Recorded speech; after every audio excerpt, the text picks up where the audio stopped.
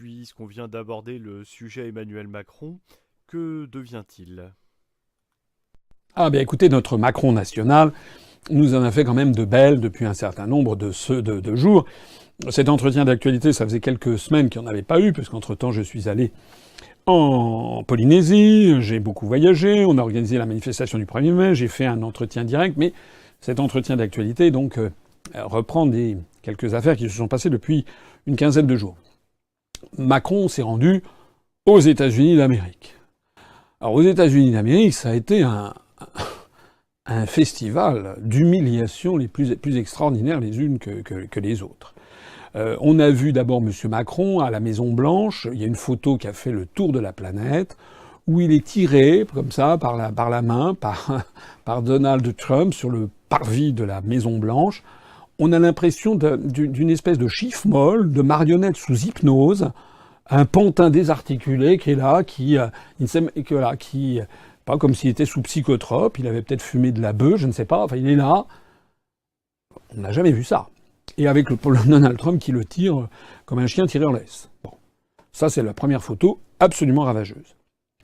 La deuxième photo, la deuxième séquence la plus dingue que j'ai jamais vue, je crois, dans les relations diplomatiques, c'est ce qui s'est passé dans le bureau ovale, lorsque le président Trump a humilié d'une façon, comment dirais-je, cosmique, asymptotique, enfin quelque chose d'ubuesque, a humilié le président de la République française en disant devant les gens il est parfait, regardez, il est presque parfait, parce que le discours qu'il a tenu au même moment, on a parlé de l'image dans la presse, mais on n'a pas parlé du texte.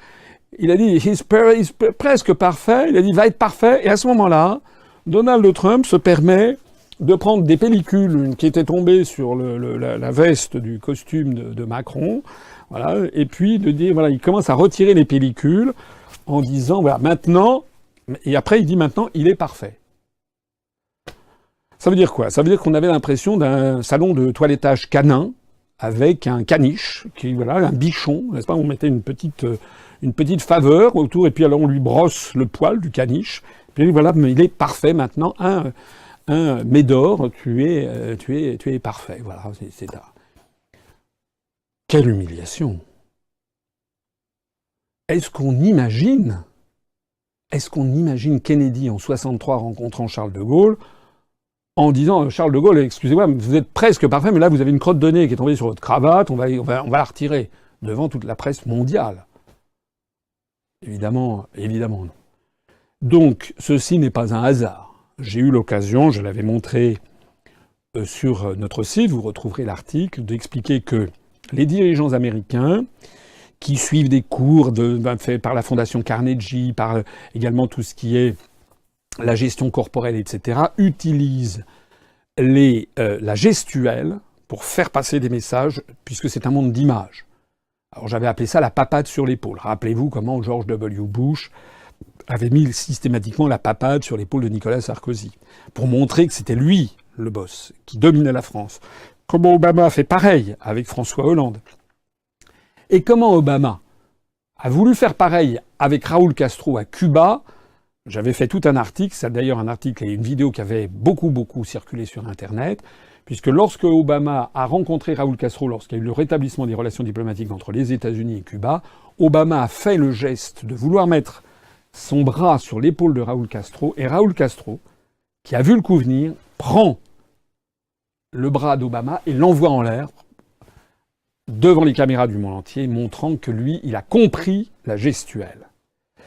Normalement, je suis désolé, mais M. Macron aurait dû protester. Ou plus exactement, s'il était pris de court, il aurait dû à ce moment-là se pencher sur le plastron de Donald Trump en disant « Excusez-nous, mais il y a un petit morceau de votre moumoute qui est tombé, voilà, je vous le rends, etc. » Enfin, c'est-à-dire lui rendre la monnaie de sa pièce. C'est très grave et très important parce que cette vidéo a circulé dans le monde entier et a eu pour effet de ridiculiser la France.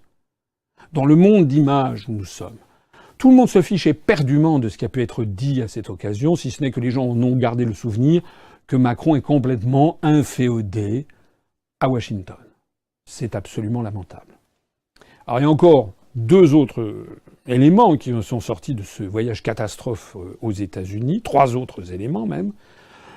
Un autre élément, c'est que Macron a avalisé l'idée de Donald Trump de remettre en cause l'accord nucléaire iranien. Alors il a dit non, ce qu'il faudrait, c'est maintenant, en fait cet accord c'est une partie, il faudrait ajouter trois autres parties pour limiter les ambitions hégémoniques de l'Iran au niveau régional au Moyen-Orient. Bon, ça veut dire quoi? Ça veut dire très clairement que Macron, au lieu de garder une position très ferme et les pays d'Europe en disant nous ne remettrons en aucun cas en cause cet accord iranien de 2015 parce que sinon on va rouvrir la boîte de Pandore, alors que de l'avis même de l'Agence internationale pour l'énergie atomique et de l'avis même des Européens, le régime de Téhéran respecte l'accord nucléaire iranien, eh bien Macron a commencé à céder en disant oui, il va falloir faire ci et faire ça. Macron s'est évidemment ramassé aussitôt une déclaration de Téhéran disant qu'il était hors de question de renégocier cet accord, et Téhéran a fait savoir que si les États-Unis sortaient de l'accord iranien de 2015, d'accord nucléaire, eh bien eux-mêmes sortiraient.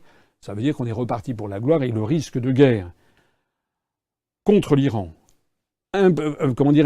incité par le gouvernement israélien au même moment auprès de Washington, risque de croître et d'aboutir à, là aussi, un très grave danger.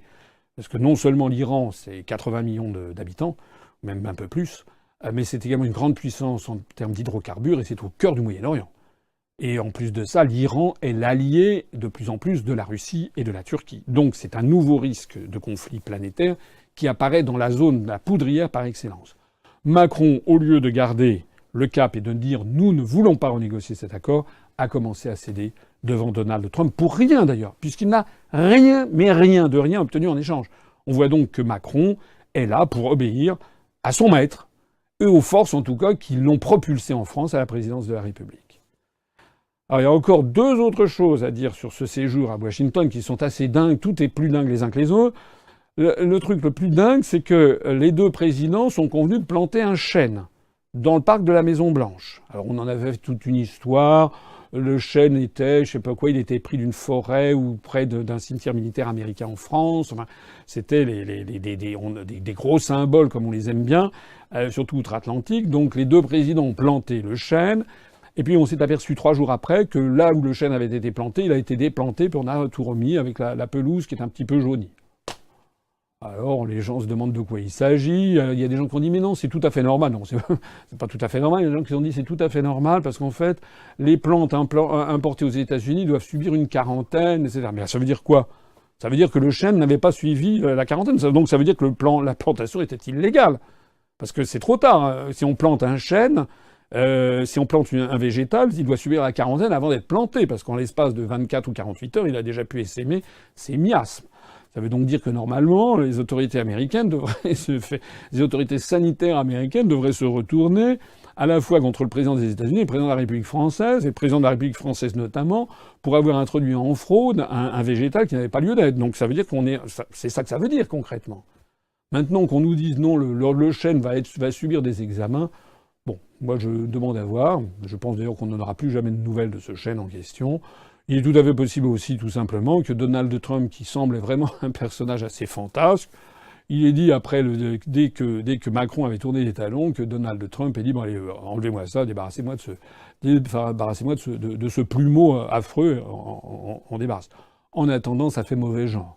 Ça fait mauvais genre qu'un symbole soit ainsi traité, et même si c'est vrai qu'il doit subir une quarantaine, c'est un très mauvais symbole quand même. Ça montre d'ailleurs une désorganisation de l'État. Un voyage aux États-Unis, ça se prépare pas en 3 semaines. Ça devait faire sans doute 6 mois ou 1 an ou peut-être 8 mois que c'était programmé.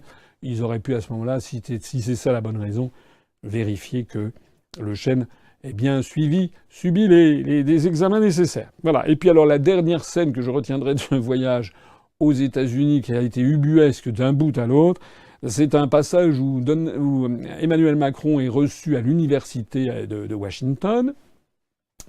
Il est interrogé comme ça sur la politique internationale et le président de la République française a dit très exactement ceci devant les étudiants, qu'il espérait qu'il allait faire des offres de bons offices pour intervenir et pour faire parvenir, qu'il avait bon espoir, je ne me rappelle plus la formulation exacte, d'intervenir pour régler l'affaire ou pour faire reprendre le dialogue entre la Chine et le Tibet et le Dalai Lama, entre Pékin et le Dalai Lama. Et donc il voulait faire une mission de bons offices entre la Chine et le Dalai Lama. Voilà. Alors je ne sais pas si vous vous rendez compte du grotesque de l'affaire, mais pour que vous compreniez bien le grotesque de l'affaire, vous imaginez tout simplement le président, par exemple, Xi Jinping, arrivant à Moscou et disant devant des étudiants moscovites, des étudiants russes, disant qu'il a décidé d'essayer de jouer les bons offices entre Paris et Ajaccio. Voilà. Entre Emmanuel Macron et Jean-Guy Talamone pour essayer de rapprocher les points de vue. C'est dingue. C'est dingue. Monsieur Macron est dingue. Il ne se rend pas compte du grotesque de ce qu'il dit. C'est-à-dire, vu de Pékin, qu'est-ce que l'on peut penser de ce zouave qui a 40 ans, qui ne connaît rien à rien, qui ne fait que des bévues internationales, qui là encore vient de faire un pas de clair s'agissant de l'accord nucléaire iranien, qui se fait traîner comme un caniche récalcitrant par Donald Trump et qui dit « Attendez, je vais régler les problèmes entre Pékin et Lhasa ». Des problèmes qui durent depuis 1959. Non, bon, c'est un plaisantin, enfin, c'est un mauvais plaisantin. Et puis, on n'en a pas encore fini du père Macron, parce que Macron s'est rendu en Australie. Voilà. C'est-à-dire à croire qu'il ne sait pas quoi faire en France. De fait, c'est vrai qu'il n'a pas grand-chose à faire, puisque toute la politique consiste à appliquer les directives venues de Bruxelles. Donc, il y a un moment à partir duquel on se lasse. Et notez bien, d'ailleurs, que tous les présidents de la République française, maintenant, sont en train de se transformer en stewards. C'est-à-dire passent leur temps à circuler. On l'avait vu, enfin tout le monde s'en fichait, mais la fin du quinquennat Hollande, dans les derniers mois, c'était dingue. Monsieur Hollande s'est rendu au Chili, en Colombie, enfin voilà, il faisait du tourisme, il avait rien à faire, il était là. Alors il était reçu par les présidents colombiens, au Chili, je sais pas où. Voilà, donc Macron, il en est là. Et donc il est allé en Australie. Alors je ne suis pas contre le fait d'aller en Australie. Bien sûr, c'est bien d'aller en Australie. Mais la situation est suffisamment grave en France pour pas forcément aller tous les 4 matins dans un pays étranger. Mais c'est pas tout. C'est qu'en Australie, encore une fois, Macron s'est ramassé d'une façon lamentable. D'abord, il a eu cette formule, il a tenu comme ça un grand discours. Alors, je ne sais pas si devant le Premier ministre australien, M. Turnbull, ou devant la communauté des Français expatriés en Australie. Enfin, il a fait un grand discours, là, typiquement comme les discours que nous pondent les services du Quai d'Orsay ou de l'Élysée en ce moment. Et il a dit, tenez-vous bien, Macron a dit qu'il était venu pour que la France serve de trait d'union entre l'Europe et l'Australie. Voilà. De trait d'union entre l'Europe et l'Australie. Alors je vous demande de méditer ça, parce que ça fait partie de ces discours qui peuvent, un peu ronflants comme ça, qui peuvent impressionner le commun des mortels. Mais réfléchissez, qu'est-ce que ça veut dire concrètement que la France, que Macron veut faire de la France le trait d'union entre l'Europe et l'Australie? Ça veut dire par exemple que les Britanniques, dont l'Australie est quand même une ancienne colonie, qui a été peuplée presque exclusivement, du moins pendant plus d'un siècle et demi, par des Anglais, que l'Australie qui fait partie du Commonwealth, que l'Australie dont le chef d'État est la reine d'Angleterre. Macron croit vraiment que le gouvernement de Londres, que les Anglais vont demander à Macron, pouvez-vous servir de trait d'union avec Sydney et Melbourne et Canberra parce qu'on a besoin de vous? Est-ce qu'ils croient vraiment? Il y a beaucoup, par exemple, il y a des Italiens, il y a des Yougoslaves qui sont installés en Australie, il y a toutes les nationalités, les Allemands. Vous croyez vraiment que les industriels allemands, quand ils se rendent à Sydney, ils vont dire, attendez, on va d'abord demander à la France? Non. Ça ne veut, hélas, ça ne veut rien dire. Monsieur Macron, soit dit des inepties, soit parle pour ne rien dire. Dire que la France doit servir de trait d'union entre l'Europe et l'Australie, ça ne veut rien dire. Alors en revanche, il y a quelque chose qui veut dire quelque chose. C'est que au moment où il y a eu un discours final avec le Premier ministre Turnbull, et puis qui était accompagné par sa femme.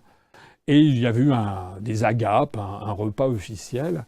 Et Macron, vous vous rappelez qu'il a dit que la meilleure façon de défendre la francophonie, c'était que lui parle en anglais. Enfin, vous vous rappelez, c'est vraiment se moquer du monde d'une façon absolument incroyable. Normalement, le président de la République française, quand il va à l'étranger, doit s'exprimer en français, même si l'on parle la langue du pays, même si l'on parle l'anglais, ou si on le parle à peu près correctement. C'est un principe fondamental. Le français, la langue française, est l'une des deux langues avec l'anglais qui soit parlée sur les 5 continents quotidiennement. La langue française est en pleine croissance au niveau mondial, notamment en Afrique. La langue française et la francophonie doivent être des objectifs stratégiques de la France. La langue française est une des 5 langues reconnues officielles à l'Organisation des Nations Unies. Il est absolument fondamental pour le rayonnement de la culture, de la civilisation française, de notre langue, etc., que le chef de l'État français ne se départisse jamais de cette posture qui avait été celle de tous ses prédécesseurs.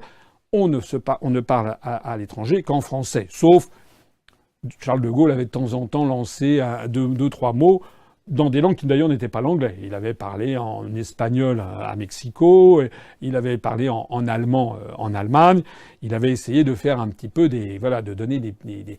Mais là, on n'en est pas là. Monsieur Macron, lui, essaie de parler systématiquement l'anglais partout. Le problème, c'est qu'il se croit un parfait anglophone et ça n'est pas le cas. Et là, il a fait alors un impair. C'est le moins qu'on puisse dire. Il a fait un impair catastrophique puisque il a cru complimenter la femme du Premier ministre australien en disant que Madame Turnbull, que M. Turnbull avait une femme delicious. Donc il a fait une erreur. C'est ce qu'on appelle un faux ami. Parce que delicious, il a pensé à l'expression française votre femme est délicieuse.